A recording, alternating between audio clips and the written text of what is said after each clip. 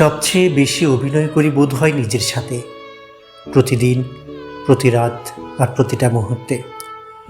একটা করে ভুল করি, তারপর নিজেকে বোঝাই যে আমিই ঠিক, অথবা আমিই পরিস্থিতির শিকার। আমার আবার কিসের ভুল? আমি তো শুদ্ধতম মানুষ।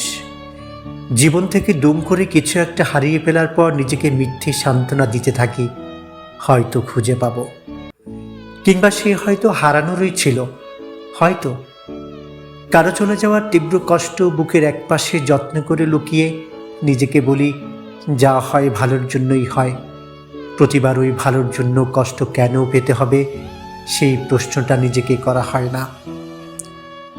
প্রতিটা অপ্রাপ্তি কিংবা ব্যর্থতার পর নিজেকে বলি, সব পেলে নষ্ট জীবন, কিংবা হয়তো ভাগ্যে ছিল না, তাই পাইনি।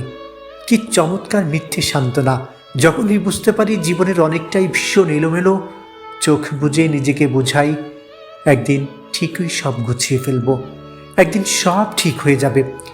মাঝরাতে ঘড়ির কাঁটার টিকটিক আওয়াজ যখন অসহ্য যন্ত্রণার মতো কানে বাজতে থাকে, দুই চোখের পাতা তখনও এক না হয়ে ভোরের আলো দেখার অপেক্ষায়।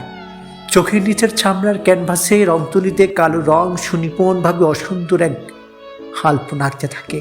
সেই আলপনা দেখে গোটা পৃথিবী বুঝে যায় আমি ভালো নেই, অথচ আমি বুঝেও বুঝি না।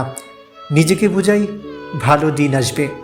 নিজেকে বলি কোনো একদিন সকালে ঘুম ভাঙা আধফোজা চোখে দেখব ম্যাজিকের মতো জীবনের সব কিছু ঠিকঠাক হয়ে গেছে।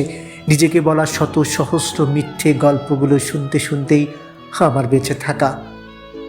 যেদিন এই গল্পগুলো বলা থেমে যাবে, যেদিন এই মরীচিকার মতো ম্যাজিকের জন্য আর অপেক্ষা করতে ইচ্ছে হবে না, যেদিন মিথ্যেগুলোকে সত্যি সত্যি মিথ্যে মনে হবে, সেদিন সব শেষ হয়ে যাবে। বেঁচে থাকাটা সেদিন পর্যন্তই।